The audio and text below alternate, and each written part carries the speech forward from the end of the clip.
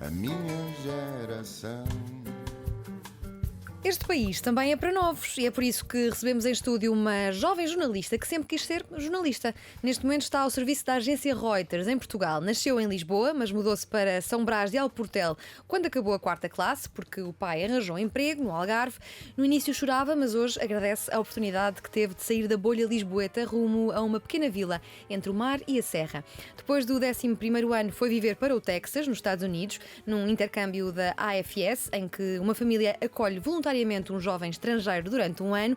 Seguiu o caminho para Londres para estudar jornalismo na Kingston University. Por lá envolveu-se em tudo o que podia, desde o jornal da universidade até à Associação de Estudantes. Nessa altura fez também um semestre na Austrália, numa espécie de Erasmus. O primeiro emprego foi em Londres, como coordenadora de comunicação da London School of Economics. Depois, desiludida com o jornalismo, trabalhou com várias ONGs. Foi depois do mestrado em conflito global e processos de paz na Escócia que fez as pazes com o jornalismo, chegando a trabalhar num jornal escocês e voltando a sentir a adrenalina de correr atrás de uma notícia de última hora e de ouvir pessoas diferentes todos os dias, de questionar, de querer saber mais.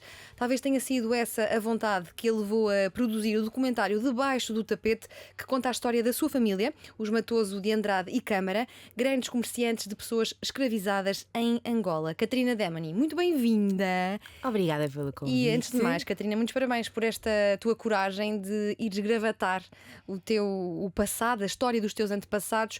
Tu queres a saber de tudo aquilo que contas neste Debaixo do Tapete? Olha, obrigada mais uma vez. É um gosto para mim estar aqui. Gosto muito do teu programa. Obrigada. Olha, não, eu só descubro esta história, esta parte da história da minha família, com cerca de 18 anos. Sempre foi um assunto tabu. Em casa não se falava sobre o assunto, à mesa do almoço, não era tema de conversa, ponto. Chegou a um ponto em que eu comecei a duvidar e a questionar um pouco sobre o passado da minha família. Isto porque sabia que era uma família endinheirada em Angola, mas a minha família não tem... As pessoas não tinham grandes profissões, portanto não estamos a falar de pessoas que trabalhavam na banca. Portanto eu sempre questionei de onde é que vinha este dinheiro. Portanto, como é que a minha família poderia ser uma família endinheirada e que vivia bem, sem ter estas grandes profissões. Portanto já tinha questionado, na minha cabeça já tinha questionado se seria uma possibilidade. E depois aos 18 anos a minha avó materna, a minha avó Lourdes, contou-me esta história. Mas é a avó que entrevistas no documentário? É a avó que entrevisto no documentário. Eu no documentário entrevisto a minha avó Lourdes e a minha bisavó Xanina, que já tem 100 anos. Entrevisto as duas e foi a minha avó que me contou desta história. Mas ela própria, a minha avó Lourdes, não tinha a noção da dimensão ou quão envolvida a minha família estava. Os meus antepassados estiveram no tráfico transatlântico. Portanto, isto vem, toda esta informação que eu fui buscar para o documentário, muita dela também foi uma surpresa para a minha própria família.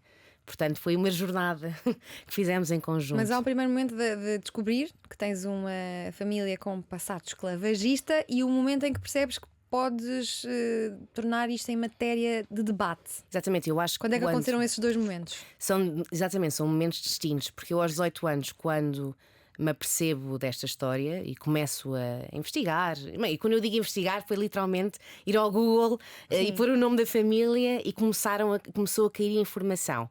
Mas eu nessa altura não tinha realmente esta noção do impacto que esse passado ainda tinha nos dias de hoje, não é? E não tendo esta noção, eu não sabia bem o que haveria de fazer com esta informação. Portanto, foi só com o tempo. E eu acho que a minha experiência na universidade, as pessoas com que eu conheci, os amigos que fiz, os questionamentos que também fui fazendo, foi só a partir daí, na universidade, que eu decido, se calhar poderia fazer algo com esta informação. Não só olhando para a história da minha família, mas também olhando para as consequências desse legado nos dias de hoje. E o que é que tu procuras? Qual era o objetivo principal? Tentar explicar a ligação entre o passado esclavagista e colonial em Portugal com o racismo estrutural que vivemos na sociedade? Sim, eu acho que esse é o objetivo principal do documentário e do trabalho que nós temos vindo a fazer. Não era suficiente simplesmente contar que a minha família esteve envolvida no tráfico transatlântico de pessoas escravizadas.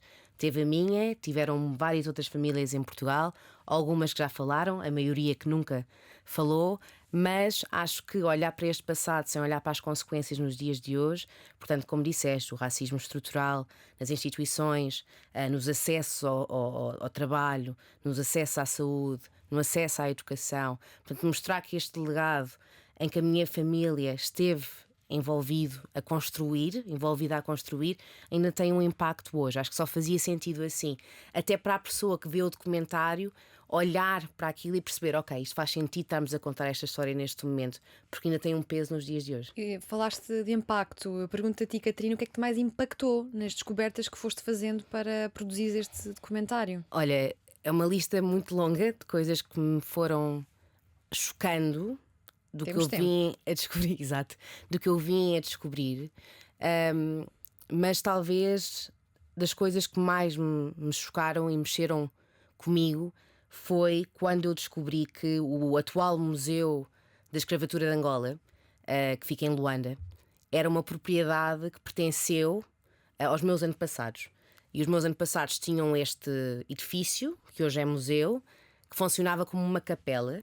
O que acontecia é que as pessoas escravizadas vindas do interior de Angola vinham nas chamadas caravanas, que basicamente são filas de pessoas escravizadas acorrentadas, que depois iam a esta capela, iam ser batizadas à força para depois serem enviadas maioritariamente para o Brasil.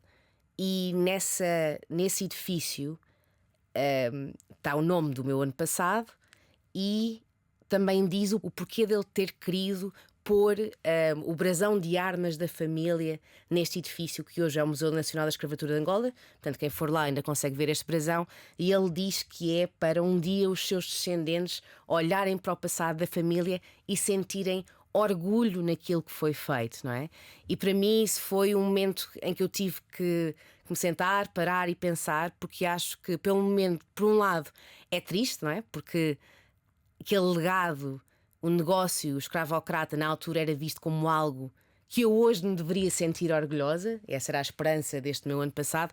Mas por outro é a realização que, e isto é a parte positiva, que somos de uma geração diferente e que olhamos para o passado de outra forma. Mas tu sentes alguma obrigação de a minha família fez isto, então eu devo fazer isto? Eu já me questionei muito sobre isso, se é uma obrigação ou se é Uma um obrigação dever. moral, um dever. Sim. É.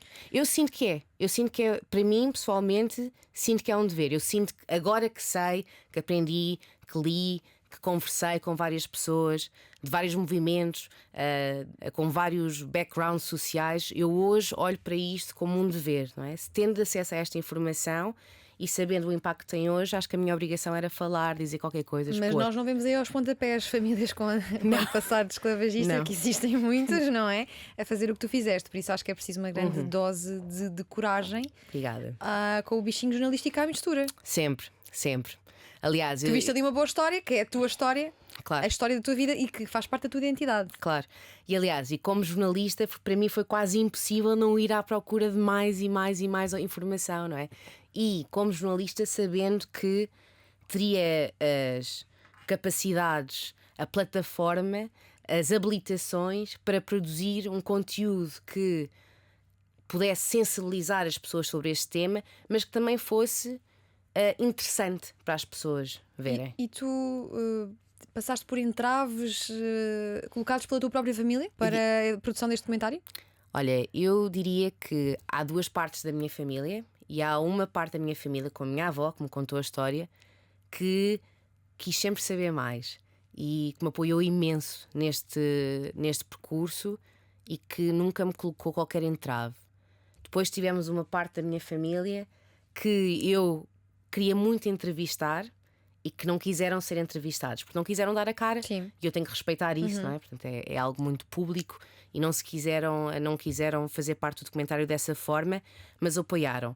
E depois temos uma parte da família que representa um pouco do que é a sociedade portuguesa na sua generalidade, que é uma parte da família que considera que este passado pertence ao passado e que não vê qualquer sentido em falar sobre esse passado hoje. Portanto, também tive E tu isso. perguntas à tua avó se ela sabia o que é que os pais faziam. Como assim? Se ela sabia? Tu perguntaste no documentário à tua avó se ela sabia o que é que os pais dela Sim, faziam. os antepassados dela. Sim. Perguntei. E ela, a minha avó, sabia que tinha tido antepassados envolvidos no tráfico transatlântico, até porque este Museu da Escravatura que falei, ela lembra-se de em tempos ir visitá-lo, quando ainda não era museu, de ir visitá-lo, e na altura que ela foi visitá-lo já não pertencia à família, não é?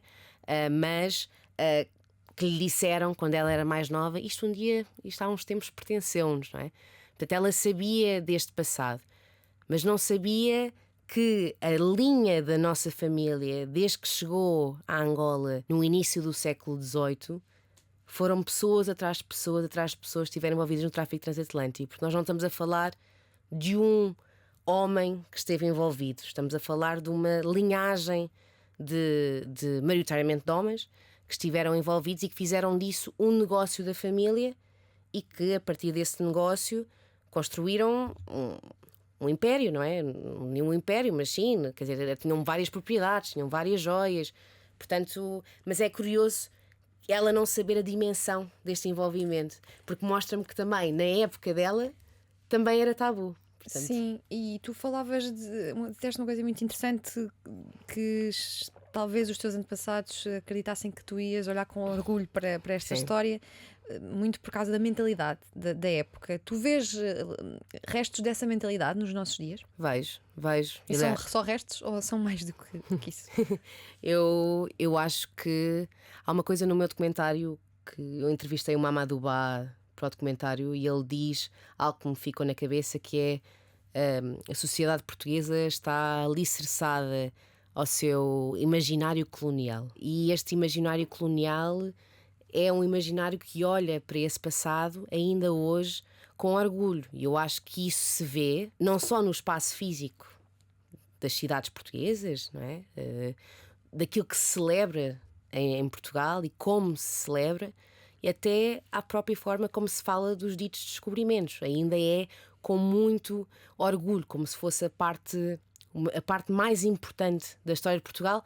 O que não há problema de nós falarmos dos descobrimentos, mas temos que olhar para o outro lado também. Além de Mamadou Ba, tu entrevistas também a irmã do Bruno Candé. Exatamente, a Olga Araújo. E como é que ela entra neste fio condutor deste documentário? Olha, eu entrevistei a Olga Araújo para a segunda parte do documentário, que olha para o legado, as consequências do passado colonial nos dias de hoje. E ela entra no documentário porque, número 1, o Bruno Candé é vítima de um ataque racista. Racista, sem dúvida, sim.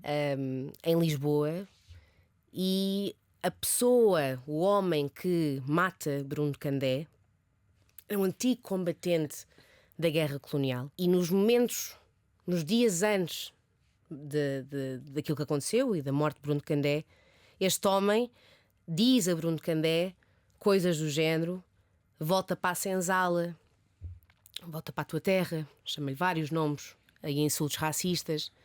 E isto mostra que este passado colonial está presente ainda em várias pessoas, e há algo também que é questionado no documentário, que é o nome do homem que matou Bruno Candé, Evaristo Marinho. E no documentário é questionado mesmo isso: quantos Evaristos Marinhos é que existem na nossa sociedade? Quantos Evaristos Marinhos é que existem nos cafés, nos autocarros, nos restaurantes, nas nossas escolas, nos nossos bancos, nas nossas imprenssas? Quantos? Não é? E eu acho que nós devíamos fazer essa pergunta, porque o Bruno Candé, infelizmente, não foi um caso isolado. Portanto, é um exemplo de violência racista em Portugal, e infelizmente há muitos mais. E se nós não enfrentarmos o passado de uma forma construtiva, factual, se não pusermos realmente este passado em cima da mesa, infelizmente, e se o governo também não implementar tu medidas, sentes que não é? está a ser feito esse diálogo, esse sarar de feridas? Eu acho que há uma tentativa de início de começar a sarar feridas, mas estamos muito no nível 1, não é? Se nós olharmos para, por exemplo, o que são reparações históricas, as reparações históricas normalmente começam com um pedido de desculpa pelos erros do passado, pelo aquilo que aconteceu. Em Portugal, nós já tivemos o Presidente da República a dizer que deveríamos pedir desculpa pela escravatura. Deveríamos. Portanto, ele não Mas chegou as a pedir reparações desculpa. históricas envolvem um valor monetário. Sim, é assim.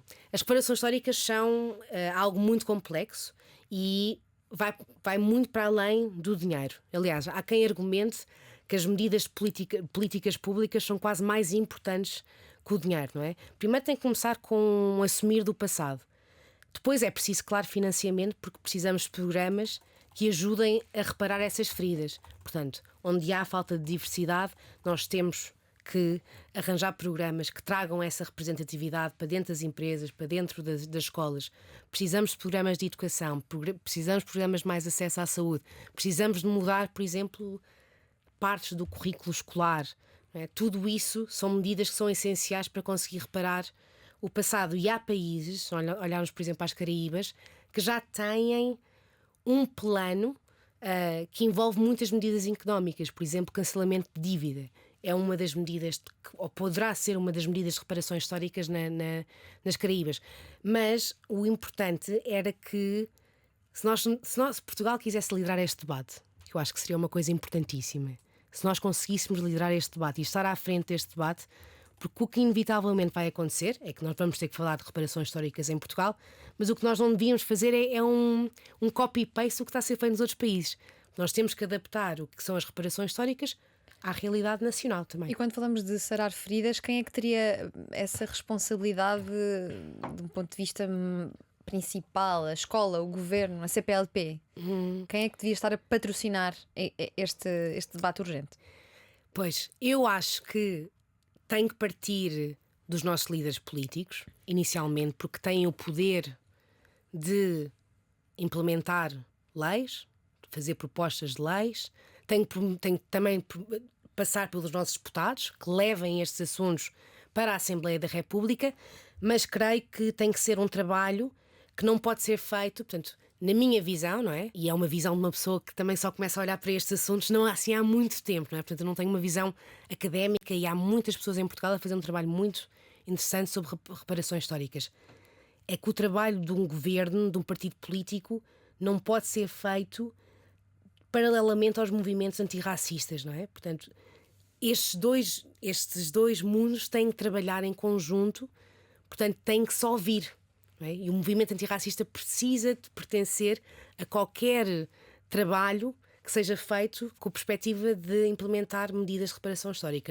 O governo não pode fazer isto sozinho. Nós já voltamos a Angola, mas olhando aqui para este choque de mundos, a comunidade que mais existe neste momento em Portugal são a comunidade brasileira. Sim. E parece que está a crescer a xenofobia entre os dois povos, que é muito triste, porque somos povos irmãos, partilhamos a mesma língua. Achas que devíamos começar a criar espaços de debate nesse sentido e devia ser nos mídias, devia ser nas escolas, deviam ser os manuais escolares? Sim, acho que sim. Precisamos de debate, eu acho, porque o diálogo eu acho que é o essencial para que este tipo de conversas andem para a frente e que não seja debates feitos em bolhas. Muitas vezes eu sinto, e não é só em Portugal, não é? Mas eu sinto que vou a um evento e se é sobre um tema de, não sei, igualdade de género, ou sobre igualdade ou inclusão de pessoas com deficiência, o que for, muitas vezes estamos a falar sempre para a mesma bolha. Sim. E não é um debate que está a ser feito pela sociedade em geral. Mas olhando especificamente para a comunidade brasileira, que tem vindo a crescer, eu acho mesmo que a comunidade brasileira pode trazer, e está já a trazer, coisas muito positivas à nossa sociedade. Nós temos jornalistas brasileiros, correspondentes brasileiros, que estão a trabalhar em Portugal, que estão a trazer estes temas, que no Brasil, temas de reparação histórica, desigualdade racial. Portanto, o Brasil já está muito mais à frente neste tipo de conversas do que Portugal está. E estes jornalistas, eu falo dos jornalistas porque são normalmente as pessoas com quem eu estou, com mais convives. Exato. Mas estes jornalistas estão a trazer este debate para Portugal e estão a questionar. E eu acho isso importantíssimo e podem ter um impacto muito positivo. Estas questões do diálogo intercultural já existiam em ti antes deste documentário? Já existiam em mim antes do documentário. Eu acho que durante a minha vida em Portugal, antes de ir para os Estados Unidos, eu tive sorte de ter pais que falavam comigo e que me levavam a viajar, o que foi positivo na forma como eu cresci, na forma como eu via o mundo, mas muitos dos temas sociais eu diria que era um pouco ignorante, não é? E digo isto abertamente, eu acho que tinha um nível de ignorância porque também não estava muito disposta, não é? Não estava muito disposta a este tipo de conversas. E eu acho que é quando eu vou para Londres fazer a universidade. E eu acabo por ir fazer uma universidade, não era uma universidade de elite, era uma universidade na periferia de Londres. Portanto, pessoas de todo o lado, de vários backgrounds, de vários bairros de Londres, que acabaram por ir para aquela universidade. E é aí pela primeira vez que eu sou exposta a estes temas. Nem sequer foi muito, é que nem sequer veio inicialmente muito da leitura ou de ver documentários, veio simplesmente do tipo de pessoas que estavam à minha volta. Aí eu lembro perfeitamente que só no sítio onde eu vivia, no meu apartamento, vivia eu, de Portugal, a Catherine, de Essex, ao pé de Londres, e depois tinha um rapaz da Nigéria e uma rapariga do Japão, portanto, nesse apartamento onde eu vivia. E isso tornou-se a minha realidade no Reino Unido e abriu-me para vários assuntos que antes não estavam no meu radar. E reconhecem Portugal um país multicultural? Se eu reconheço Portugal como país multicultural, eu acho que à primeira vista Portugal parece um país multicultural e é um país multicultural, mas a minha questão é que tipo de multiculturalidade? No sentido de, é uma multiculturalidade que está integrada ou é uma multiculturalidade que continua, aliás, voltando ao tema da escravatura e dos legados do colonialismo, uma multiculturalidade que continua também ela vítima de discriminação e segregação. Eu tenho vários amigos que vieram dos Estados Unidos, americanos negros, que vieram viver para cá, jornalistas, académicos, vieram para Portugal, muitos deles a fugir do que era violência policial nos Estados Unidos, e vêm para Portugal pensando que vêm para um país mais seguro,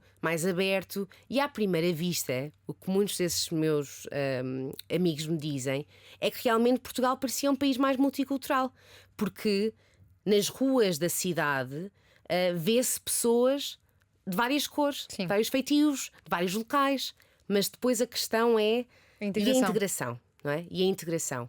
E aí é onde eu acho que Portugal falha mais, não é? Porque a multiculturalidade está cá. E eu acho que se nós realmente tivéssemos políticas públicas para integrar, até economicamente, nós crescíamos imenso. Portanto, era uma mais-valia. E sentes que falham mais as instituições ou as pessoas no seu dia-a-dia a não saber integrar o outro? O outro, pois, eu acho que há uma mistura. Acho que há um racismo estrutural dentro das instituições que muitas vezes não permitem a estas pessoas, mesmo quando querem, a entrar nelas, a fazerem parte destes mundos, destas sociedades, destas instituições, destes grupos.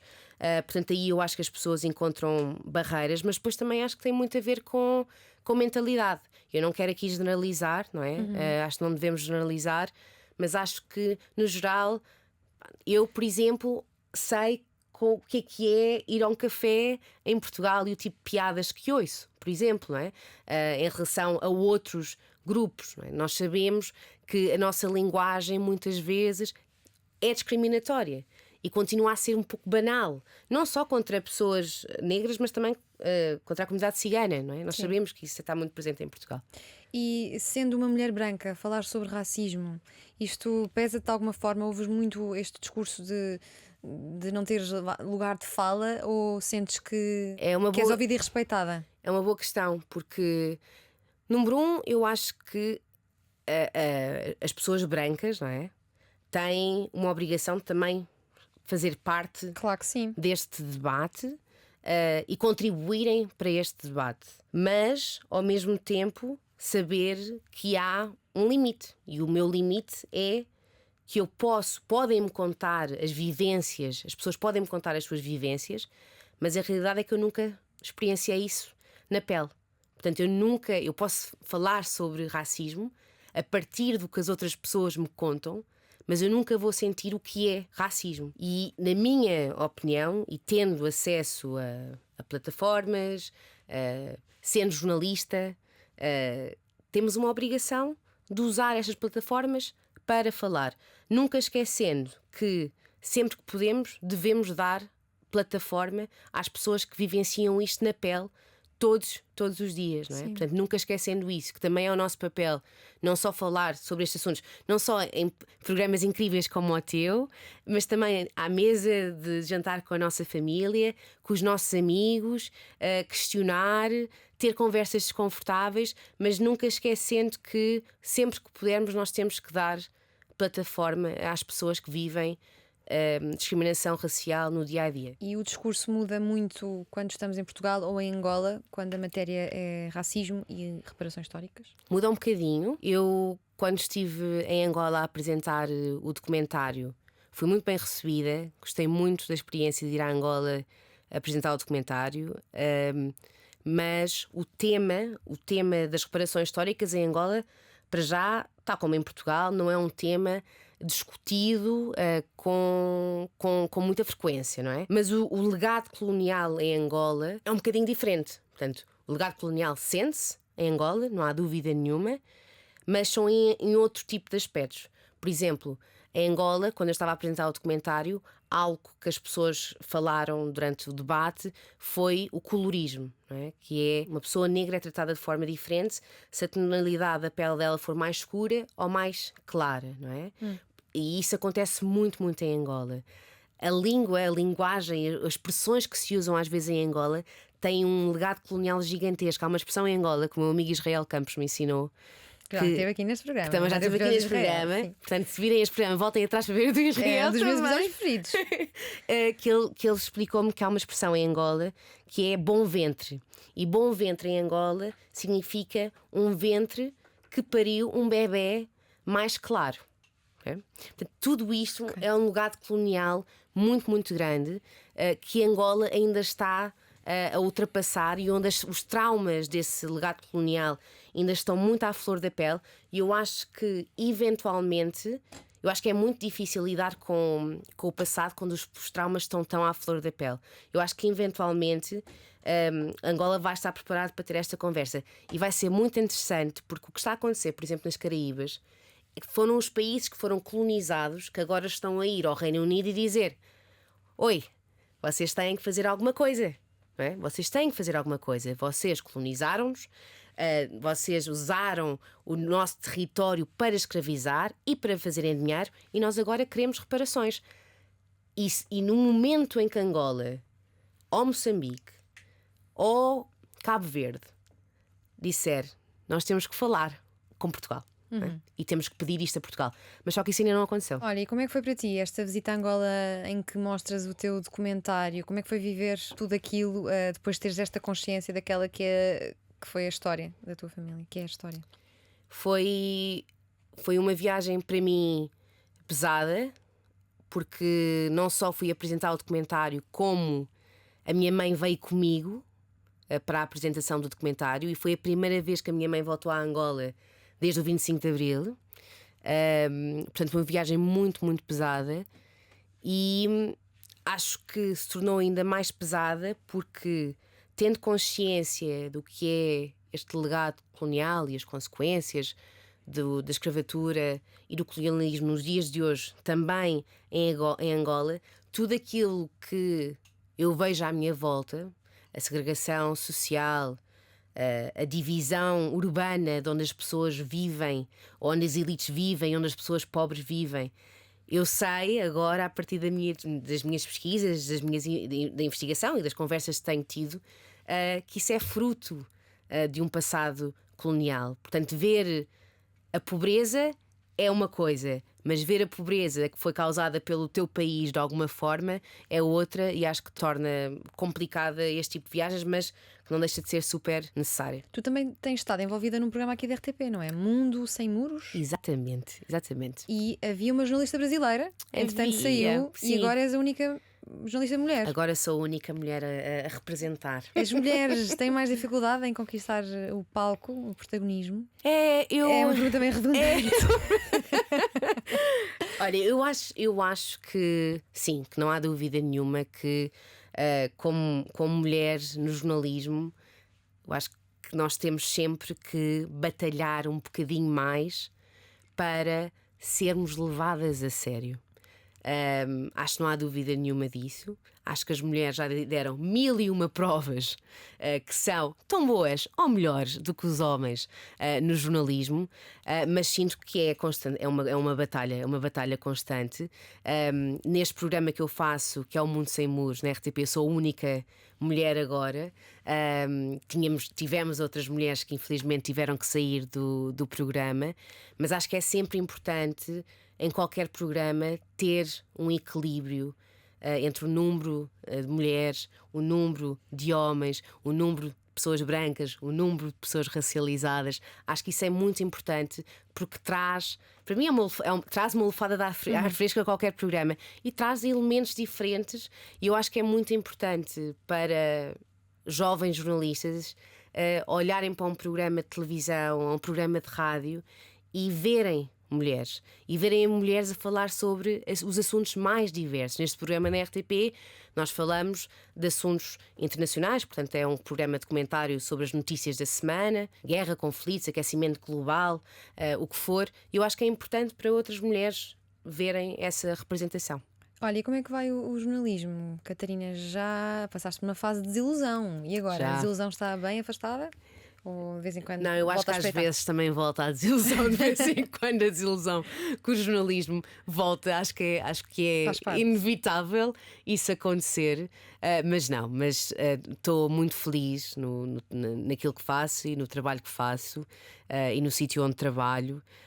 Acho que há sempre espaço para se melhorar a indústria, torná-la, por exemplo, mais representativa da sociedade em que vivemos. Eu acho que é a peça fundamental para termos um jornalismo melhor e um jornalismo para todos, não é? Ter redações que representam mais. Eu acho que isto para mim é a maior indignação que eu tenho com o jornalismo. E quando eu falo do jornalismo, falo em Portugal como falo noutros países. Às vezes temos esta mania que falamos sempre em Portugal, que é sempre tudo muito mal aqui, e nos outros países é muito melhor. É ideal para nos explicar, porque tens uma mundividência, já andaste por vários países, Sim. não é? Sim. E nesta tua. Estás a trabalhar na Reuters há 4 ou 5 anos já? 5 anos. O que é que para a Reuters tem interesse em Portugal? Como é que o mundo lá fora vê Portugal? Sim. E que interesse tem para o resto do mundo? Sim, a Reuters. Eu não tinha esta noção quando vim para a Reuters, para Portugal, há 5 anos, como correspondente. A Reuters já tem uma história em Portugal longuíssima, eu não fazia a mínima ideia. Só para teres uma ideia, o jornalista mais antigo da Reuters sempre era português, morreu em 2021, infelizmente, e era o Carlos Alberto, que começou a trabalhar para a Reuters com 12 anos, a distribuir jornais. E depois tornou-se jornalista. E ele, como jornalista da Reuters, já nesse tempo, 1950, quando ele entrou, teve um papel fundamental, porque foi numa altura em que o regime, que o Estado Novo, não censurava as informações das agências internacionais. Portanto, ele conseguia passar a informação do que se passava em Portugal para o mundo, mesmo a informação que era proibida cá. Pronto, e digo isto para só dizer que a história da Reuters em Portugal já tem algum peso, e eu não tinha esta ideia, mas é realmente um legado já histórico da agência em Portugal. Em relação a assuntos que interessam lá fora, no início eu caí imenso no erro de achar que os únicos. Achava, isto também eram os meus próprios estereótipos, também tive que me desconstruir, não é? Lá fora só querem saber de Portugal quando falamos de futebol e só querem saber os 3 Fs, não é? Que é o futebol, Fátima e Fado, era o que eu achava. E depois também tinha aqueles editores que sempre que eu escrevia uma história de Portugal, inflação, ou economia, ou a Covid, e tinha aqui tipo filmar pastéis de nata. Mas isto não é brincar, isto é realmente acontece. Mas dito isto, há muito interesse internacional em Portugal, depende claramente daquilo que está a acontecer em relação à economia, social, político, mas há espaço para várias investigações sobre, por exemplo, meio ambiente, o assunto climático, a habitação. Há um assunto imenso internacional sobre a habitação em Portugal que eu até acho que veio tarde demais. Nós já deveríamos ter pegado nessa história há muito tempo. Andamos a correr atrás do prejuízo. Exatamente, andámos mesmo, porque e isto é o que eu gosto também de fazer jornalismo internacional sobre o meu país. Muitas vezes, não quer dizer que são todos os líderes, não é? Mas há alguns que se sentem pressionados quando Portugal chega às notícias lá fora pelas piores razões. E isso é bom, e isso traz-nos aqui um papel como jornalistas que trabalham para o mundo lá fora, de expor de expor lá para fora, para não estar só cá dentro, não é? Para quando um líder chegar a Bruxelas e for falar com outro primeiro-ministro, ele dizer: olha, que eu li na Reuters que isto da habitação em Portugal está muito a mal, não é? E isso é bom, até para eles serem questionados por outros líderes. Portanto, eu aí acho que. Bem, mas tem saído da imprensa internacional e continuamos a não sair muito. Mas também é verdade. Desse Também é verdade. torto, infelizmente. Catarina, em relação ao teu intercâmbio no Texas, foi o Texas, cowboys e rednecks Meu- all over? Meu Deus, era o que eu achava. Sim, Era o que eu achava que ia acontecer. é, faz parte do nosso imaginário. Exatamente, e eu não sabia nada sobre o Texas. E quando me ligaram a dizer que eu tinha uma. Fui colocada numa família de acolhimento e disseram que era o Texas, eu juro que fiquei. Não, vocês estão a gozar comigo, porque eu estava já a imaginar-me tipo em Nova Iorque ou na Califórnia, não é? Não era no imagino que sim. Texas. Mas acabou por ser o Texas. E fui e tive uma experiência incrível. Tive uma experiência que eu acho que moldou um bocadinho a minha vida e o meu percurso que veio depois disso. E sem saber, na altura, sem eu saber, existiram coisas que eu vi, que experienciei no Texas, que realmente me fizeram questionar sobre vários temas, não é? O racismo sendo um deles, não há dúvida nenhuma, apesar de eu nessa altura se calhar não percebia bem aquilo que estava a ver, mas também o que é ser americano, porque o Texas é o coração dos Estados Unidos, no sentido de tudo o que é do mais conservador, não é? Do mais religioso, do mais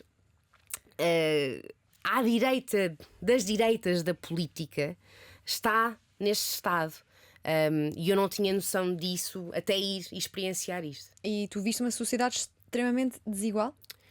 Vi uma sociedade extremamente desigual. Eu lembro-me de. E eu acho que eu só me apercebi disso depois.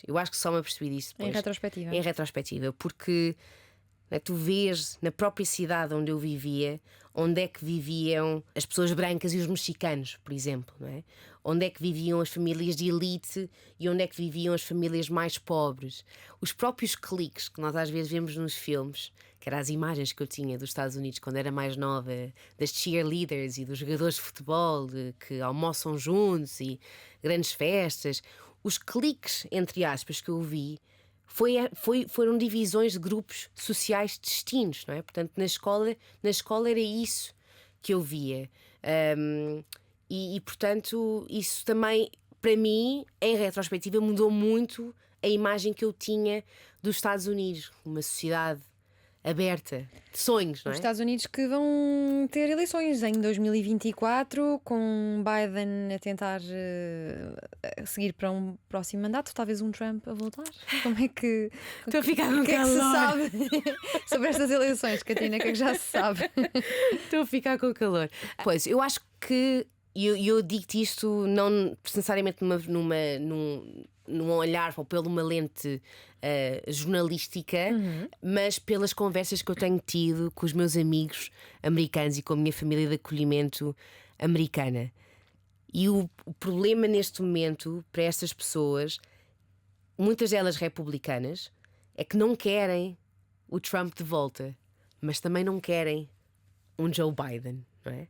Não querem o Joe Biden porque eu acho que é muito mais do que a questão da idade, não é? Acho que os meios de comunicação gostam muito de pegar na questão da Sim, idade. a idade do Joe Biden. Mas eu acho que é um bocadinho mais do que isso, não é? É uma pessoa que já está dentro do sistema há muito tempo e eu acho que há um cansaço de olhar sempre para as mesmas caras.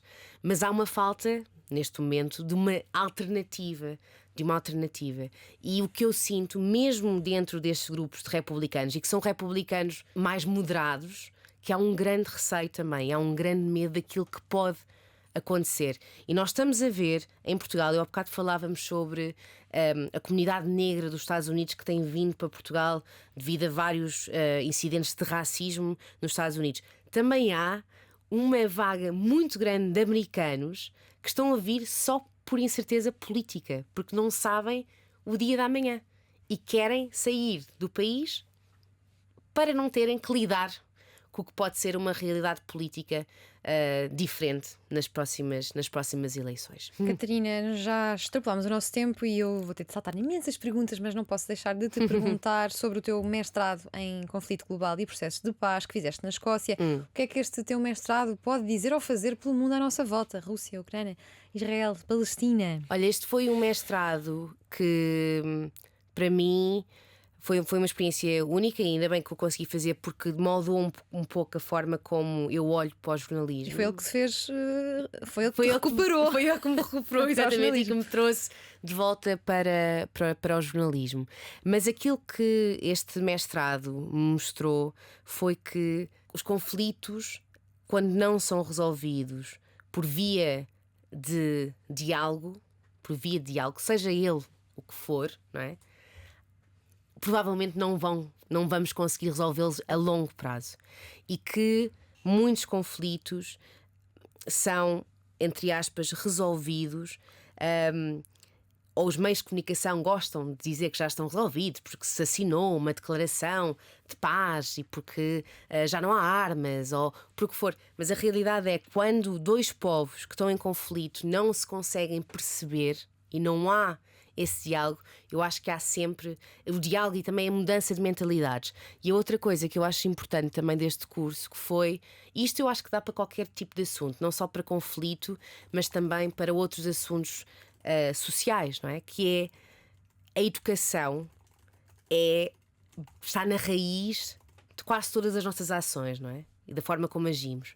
E isto também implica que os países em conflito uns com os outros, ou as pessoas em conflito umas com as outras, porque uma é diferente da outra, só com a educação, não é? A mudança da educação, a mudança das mentalidades. E uma criança que cresce a pensar que quer respeitar todos, não é? Jovens que crescem a pensar no respeito como uma condição fundamental para ser um ser humano, depois vão se tornar líderes que também levam o respeito a sério. Portanto, eu acho que a educação é o fundamental. Com estas guerras a entrarem-nos pela televisão, notícias más sempre que abrimos um jornal, a falta de habitação, salários baixos, pouco ócio, pouco tempo e dinheiro para a cultura, quem mais sofre é a nossa saúde mental. O que é que a ti te dá mais saúde existencial, Catarina, para fecharmos? Olha, eu acho que nós vivemos neste momento num período muito difícil para qualquer jovem e não jovem, em relação à saúde mental. Mas para mim aquilo que me faz sentir bem, não é?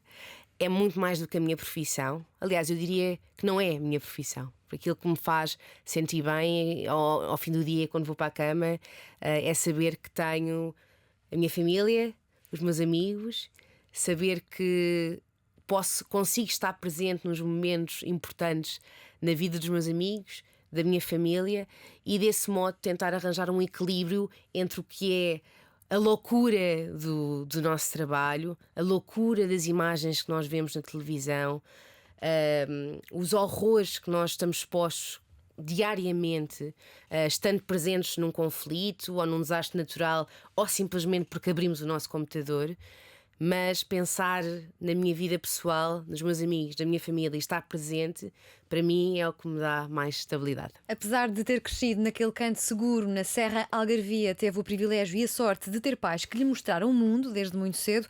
Viaja e viajou muito em família, mas não podemos esperar encontrá-la apenas em roteiros turísticos. Desde a viagem ousada à Líbia, antes da Revolução, até à noite memorável que passou com a mãe em redes no meio da floresta amazónica, memórias que ficam e que a moldaram. Quando regressou a Londres, depois do mestrado na Escócia, trabalhou como repórter num jornal da família do Daily Mirror e fez turnos no London Evening Standard. Fundou também o Little Portugal, em Londres, que contava as histórias dos falantes de língua portuguesa na capital britânica. Quem a conhece bem diz que é super justa e vai até ao fim nas causas em que acredita, e o documentário é a prova disso. Debaixo do Tapete é à data o projeto de uma vida, uma experiência que transformou indignação em ação e que, mais do que um projeto, é parte da sua identidade. O futuro é incerto, mas continuar nesta vida de jornalista está nos planos. Quer continuar a aprender, a conhecer diferentes pessoas e sítios, sítios, a desconstruir-se e a construir-se também. Nós cá estaremos atentos à construção e desconstrução da Catarina Demoni, que nos fez companhia na última hora na Antena 3 e na RTV3. Catarina, obrigada. Obrigada eu, Diana, Muito um prazer. bom, passou a correr. Obrigada. Gostei muito. O que vamos fazer?